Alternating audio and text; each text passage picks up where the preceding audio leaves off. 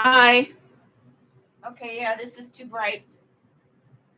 Oh, wow, that's too bright too.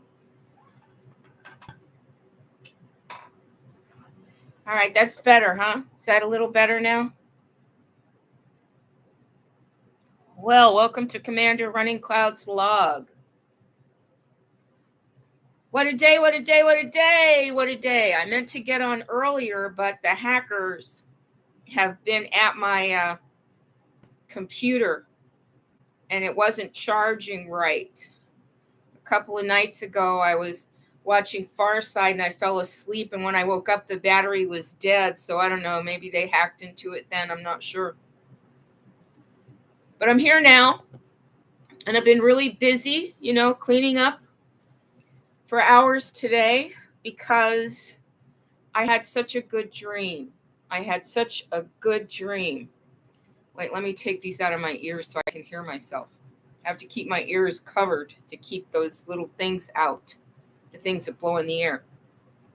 So I had a really super good dream, okay? Because over and over again, I'm getting a time, okay?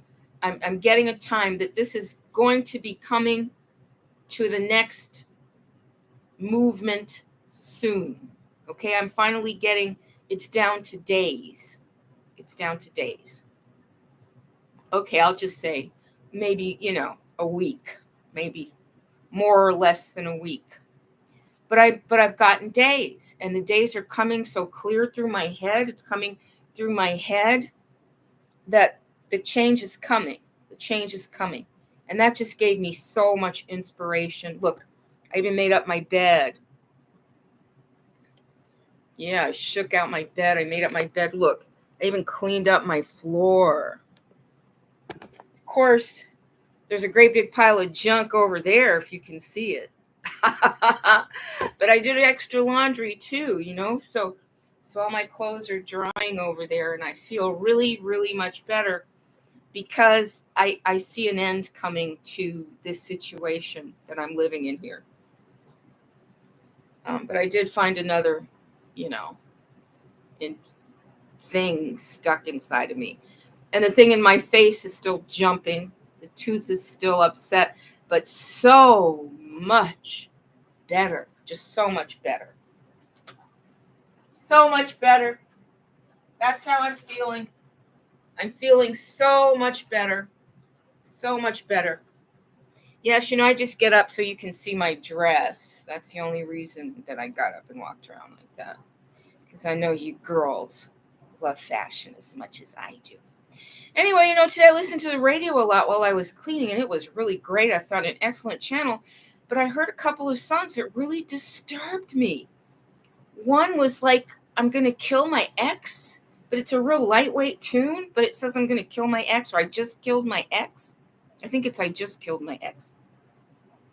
And then there was another song, and they kept advertising Taylor Swift. And I'm like, hasn't Taylor Swift occupied the top spot for a really long time? Surely there have been other talented singers that should have come on and come up by now, but it's a manipulated system, isn't it? It's a manipulated system. So I'm listening to Taylor Swift, and she says, your new wife just gave me flowers. I want to kill her. And she says that again and again. And I'm like, wow. Wow. Talk about music that's going to suggest that women start killing people. So that put Killing Eve from Netflix on my mind. I don't think Killing Eve from Netflix has left my mind since I saw it. But at least there was some, I don't know. Well, I don't know. I just don't like the idea of us singing about killing people and saying, I love you so much, I'm going to kill you or your wife. I love you so much, I'm going to kill. Well, it doesn't make sense. It's a crazy logic. And then I was listening to Cliff High. And Cliff High is saying that the other Europeans are getting so mad at the Jews that the Jews are going to have to leave New York and rent a cruise ship and leave. You can see it on Before It's News, Cliff High. I don't know how often Cliff High is right or wrong. I just know that he never mentions me or racism, so it's not that good. But I think in terms of him talking about European nationalist agendas, he might be pretty good. I know that William Mount admires Cliff High's work, and I just thought it was really interesting to hear him. And he talks about a group of people, and I don't think he's got it right. Is it the Enochians? Well, I don't know. But I don't think he's got it right, and I heard somebody else say that he doesn't have it right either. So they agree with me that Cliff High doesn't. He calls the Jews worshiping the Enochians or something like that. I don't know. But I don't think he's got that right. They're the people that made Jesus. You know, the people that made Jesus and brought Jesus in. Anyway, the topic I meant to get on yesterday, so please bear with me. You know, I really tried to get on before midnight Houston time, and in it's 11:35 according to the system clock here, but it's really 1:35 here in Houston, Texas. And by listening to the radio, I found out that a lot of people here in Houston don't have any power. Well, that would explain why the restaurant couldn't deliver the food the day before yesterday when we tried to order it. You know, and I got Sam's instead, but I was trying to go with this restaurant that I really like. And I guess some people have been without power for 4 days now. That's pretty significant. And they were saying one of the linemen got on and said, "Please stop asking when." And it reminded me of myself that I keep asking people that I think know more than I do. When am I going to get out of here? And we all know that we don't have the timeline. We don't have the timeline. We'll be when the time comes, when everything is ready. That's when things will change. So last night, you know, as I'm waking up from my meetings in my dreams, I get a date. I get a length of days when I can expect to see something significant. But I don't know if I'll take it that seriously. You know, I won't set my heart on it because I really thought maybe the eclipse would be something interesting, you know, something that I would be getting out of here, that I would be starting my life with Star Trek. But it didn't happen, and I knew a few days before that nothing was going to happen specifically for me during that eclipse. I could kind of sense it. But today I just got new energy, you know, because there's a lot of junk in this room that I really need to throw out. And it just reminded me, you know, that when I left Connecticut, I just left. I just left the mess. And, you know, Juan had made a big mess. But, you know, I don't think Juan was all bad. I think Juan might even be a time traveler. You know, I thought that at the time. And I think that maybe he stole my money to fund the movement. That's what I thought at the time. At the time, I just felt like I was going to be a time traveler. And that was back in 2013. And I just felt that I was going to be a time traveler, and that he was actually taking my things to put them in storage on the ships for me because he knew I'd be leaving. I just, you know, kept getting these thoughts about the situation that didn't really fit in, but they're still harmonious with what I'm experiencing now. It's that other track. It's that double consciousness that has been going on, because, you know, you can't be in the open with all of this.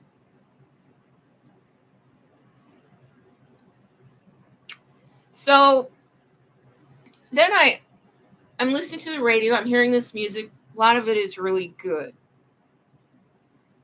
but not the ones where people are talking about killing people. And it was really good to hear about the crisis. I didn't even know. You see, you can be in a bubble. I have electricity, so it never really I never knew that there were people living without electricity these past 4 days. So today on the radio, they were telling everybody, throw your food away, even your food in the freezer. If you've been without power for this long, all your food is gone. And I was like, oh my God, what an economic disaster for so many people. And then I was thinking, I bet those Europeans that were in the lobby, they probably are not living in their car like I thought. They probably just have a house that's flooded, or they don't have any electricity and they're just sick of it. Because I guess there was a lot of property damage. Even the schools were closed. Now, if I didn't listen to the radio, I wouldn't even know. I would just be in my little bubble, going through all of my, personal events and this event here. And I'm sharing that with you to let you know that it all depends on where you're standing and what you're hearing, what you're thinking, right? What you're thinking. So when I listen to Cliff High and I don't exactly connect with everything he's saying, but I'm hearing him talk about something that I do understand, and that is the growing hostility towards the Jews and their defensiveness, that they feel proud to be loyal, and they don't understand that other people are seeing them as committing genocide so they can own the Arab lands, and that other people are saying, wow, that's been the plan all along. And at the same time, a lot of Americans are being dispossessed, right? A lot of Americans. I'm not the only American heiress. And then Taylor Swift called her album American Heiress. That's my title. That's my position. She's not an American heiress. She's a European rock star, pop star. And she's in Europe now, and they're giving away tickets to go to Europe. And so I'm thinking, wow. Because then I listened to Simon Parks. And Simon Parks talks about American politics and culture, European version, as if he's a part of it. And he talks about how his mother and his grandfather were both involved in the British Secret Service, which means they were killing my people and stealing our land. And that's still what Simon Parks is all about. I guess he's there in Wales. I don't know where he is. I know he was planning to come to America, but then COVID hit. But if we've got Europeans with European nationalist agendas, generations deep, interfering with our politics, isn't that worse than the Chinese and the Russians interfering with our politics? Because we know that those people, they're already here. And we heard the military commander at the young man who was murdered by the European law enforcement. We already heard him describe black soldiers like they're strangers, like they're foreign troops. And that does relate to the conversation that we're going to be having about exopolitics. I forget, I've been thinking all day about the title of this topic, but I've gone so many places. So let me finish going these places before I zero in on the topic. So then I'm listening to Simon Parks and I'm thinking, wow, as long as Europeans in Europe are thinking they have active investments in America, they think that they can come over here and occupy our land and make money off of our resources. As long as Europeans in Europe are thinking that, we're under a threat from the Europeans, right? Because they're the ones that have dispossessed me. You can talk about the Chinese, the Russians, the bad ETs. You can talk about everybody all you want, but I know exactly who robbed me. Well, I don't know exactly who they are, but I know who I appealed to, and it was the Europeans and the Jews. And they ignored me and did not give me my inheritance. So why are we still listening to Taylor Swift? What about all of the young people with talent that could have been making a living? And she's occupying all that space? It's so contrived. It's so contrived. So after I listened to, the guy who does the linguistic timeline, but somehow misses racism as a threat, as something serious. He just sees us as I don't know, flies or something. I don't know. Cliff High, that's his name. And he looks like a Jew. I thought Cliff High was Jewish. So when he comes out with all of this anger towards the Jews for what they're doing and for them being a nuclear threat, I'm like, wow, I thought he was a Jew. What a surprise. What a surprise that is for me.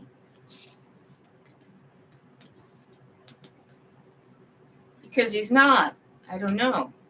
But I do know that he's occupying beachfront land that belongs to Americans. So, I don't think and he doesn't respect me or my people. I know that about Cliff High. So I don't know what kind of validity or credibility you would give to his results when his data is biased and censored so much. And then Simon Parks talking like he's an American, talking about our politics as if they're his own. Doesn't he have people in Wales to take care of? I mean, he was a politician there, and he just turns his back on all of them, and his eyes are on us and owning us and owning our resources and owning our lands. That has to end, I mean, the Europeans might be mad at the Jews, but to the rest of us, they're all the same.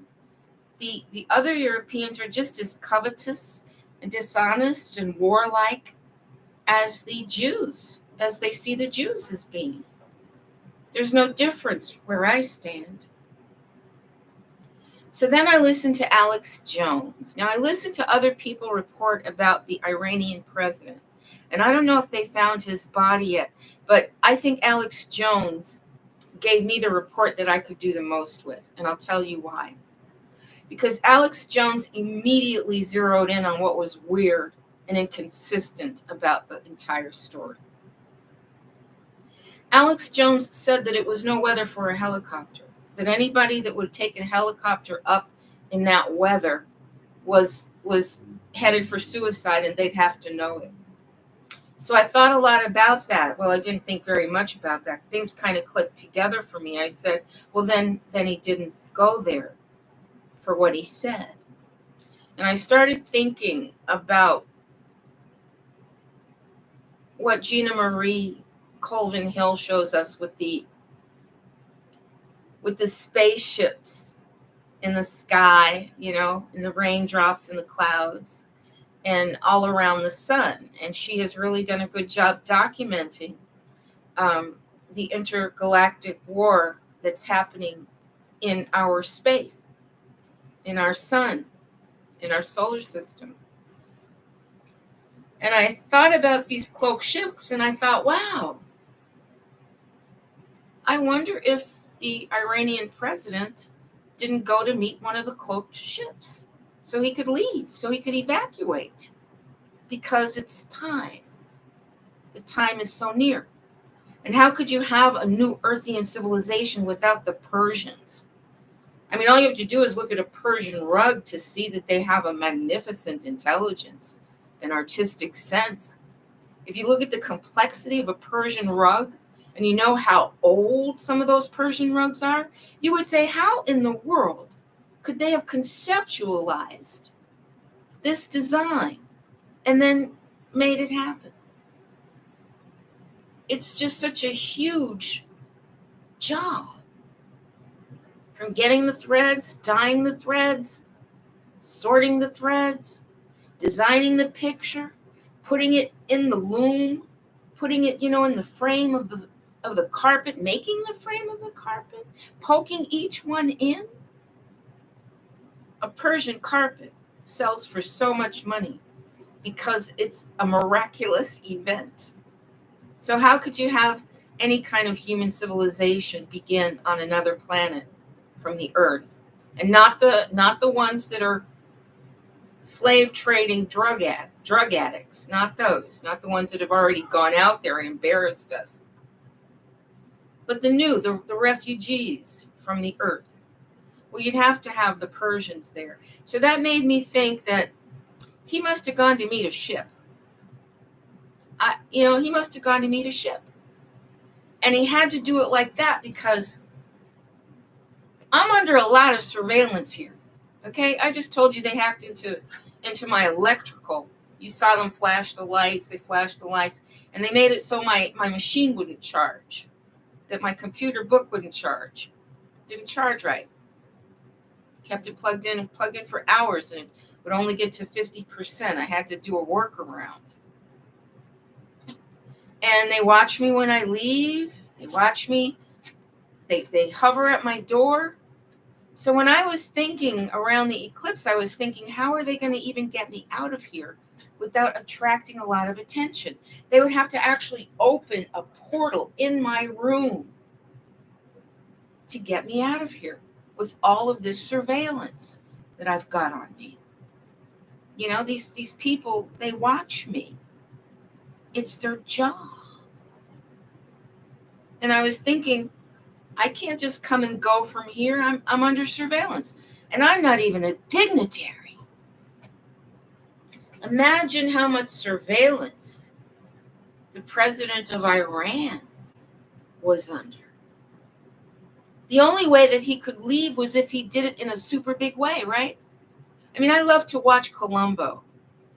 And I just love Peter Falk and Columbo so much. And I like all of the logic, you know. I like the way you have to think while you're watching. And if you want to, you know, understand the whole plot. And I was thinking, well, of course, if you're going to leave, you're going to make it super gigantic, right? Have all the search crews out there, have your helicopter disappear. And while all of that is going on, all of that distraction, it could be very possible that he rendezvoused with one of the rescue ships and made his exit, because he wouldn't have been able to leave any other way. How could he leave with his surveillance? So that's what I was thinking, and that made me feel mighty fine, I must say, made me feel mighty fine. But the topic here,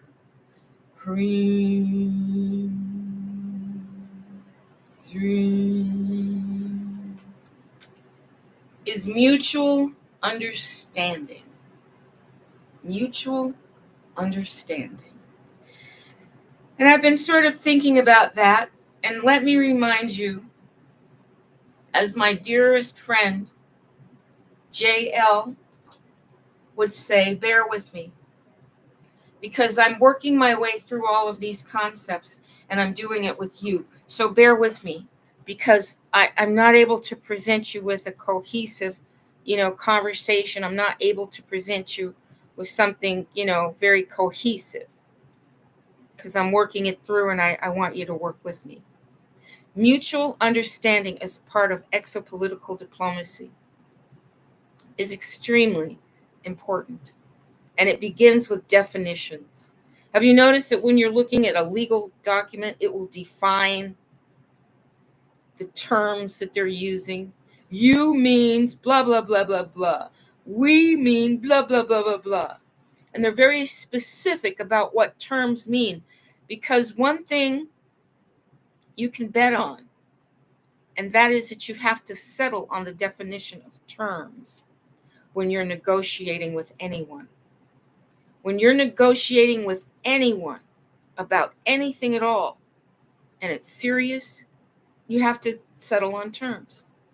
For example, the other day I was talking about love, and how you can have a kindergarten love where you love everybody. Oh, I love you, I love everybody, right?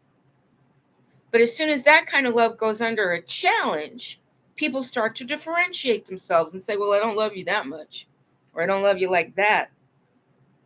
Well, I didn't mean I love you. I meant I love you, right?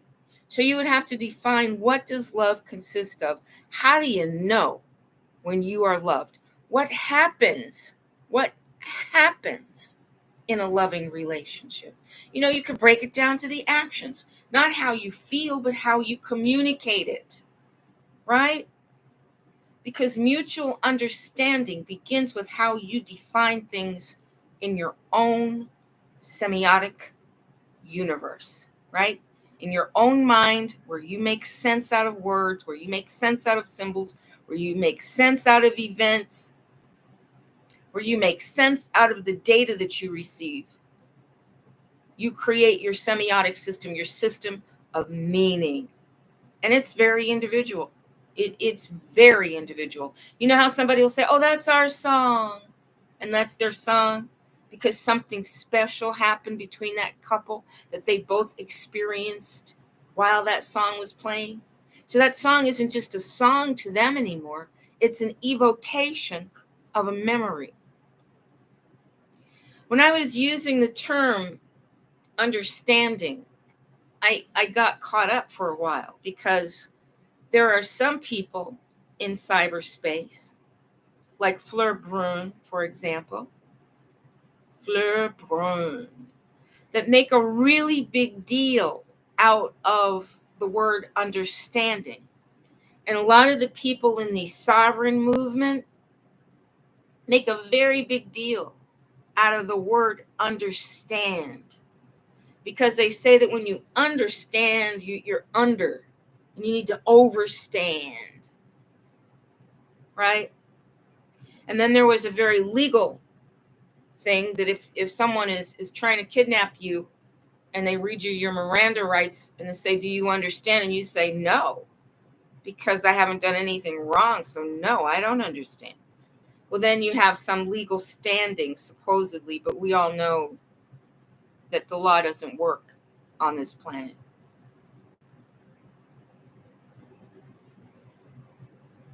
I'm sorry, I'm just having a complex post-traumatic stress flashback to being kidnapped by the Arizona State Troopers and persecuted in Tina Ainley's Arizona court. It was so horrible and so unbelievable that the Europeans could treat me like that. But they all knew, they had a mutual understanding of my status and their status. They had a mutual understanding of their desire to possess my property and their will to do what they could to possess my property and to eliminate me from the equation. They had a mutual understanding of European nationalist racism.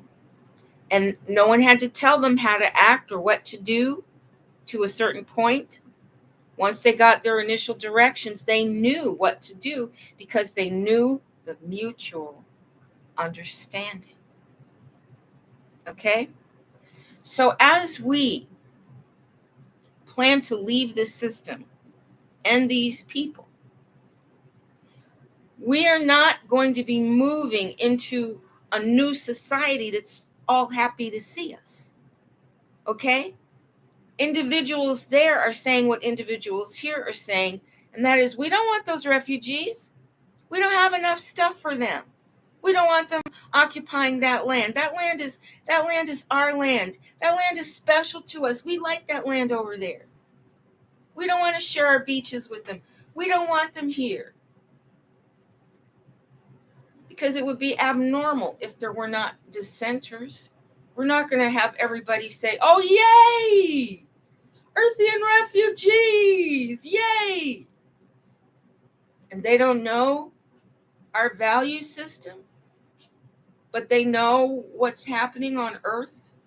They can see the way Earthian Europeans treat the rest of the world. And I'm not saying that the rest of the world is innocent, because I live in a bubble. I only know what they've done to me and how they violated morality and law in their dealings with me. And that's deconstruction, where I'm telling you my subject position, where I'm saying this is me. This isn't everybody. This isn't about everybody. This is about me, about Silver Rain and her encounters and her denial of her inheritances. And, if you've got people in other intergalactic societies that know what we're coming from, they're going to know that we're damaged. We're damaged. and they're going to wonder what impact we're going to have on their society and culture, right? So I think it's very important that we understand that we have to come to mutual understandings, okay? Mutual understandings are built on your value system often. That's a part of it. But defining the terms that you're using when you define yourself, when you define your morality, when you define your idea of law and order, when you define your very self, you have to be willing to go the extra mile when you're communicating, because coming to a mutual understanding means that everybody understands the terms they're working with and the definitions they're working with, right? Mutual understanding is a fundamental principle for getting along with other people. And it requires that you know yourself, that you understand your own language, and that you're able to successfully articulate that to somebody else. And it takes time. It takes time. And it takes energy. And it takes a lot of common sense and a lot of processing. Because as we move out of this context, this society, and into a larger, different context, society, we need to understand what we're talking about. As I said, I don't have more than that for you to go on. I'm counting on you to do this work with me. But it is my opinion that mutual understanding is a keystone to exopolitical diplomacy.